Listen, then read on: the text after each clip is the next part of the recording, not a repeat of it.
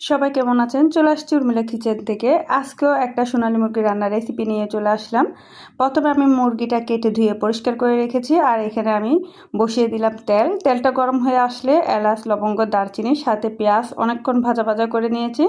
আদা বাটা, রসুন বাটাটা দিয়ে আরও কিছুক্ষণ আমি এটা কষিয়ে নিচ্ছি। তারপর স্বাদ মতো লবণটাও দিয়ে দিয়েছি, একটা তেজপাতা দিয়ে দিয়েছি। তারপর বেশ কিছুক্ষণ কষানোর পর হাফ চামচ হলুদ গুঁড়া, 2 চামচের চেয়ে একটু বেশি মরিচ গুঁড়া দিয়ে দিয়েছি। তারপর দিয়ে দিচ্ছি মিক্সড মশলা, যেটা আমি বাসায় রেডি করি, সেটা 2 চামচ দিয়ে দিয়েছি। আর 2 চামচের মতো দিয়ে দিয়েছি মুরগির মাংসের মশলাটা কষানোর পর একটা টমেটো কুচি দিয়ে ভালোভাবে নাড়াচাড়া করে নিচ্ছি।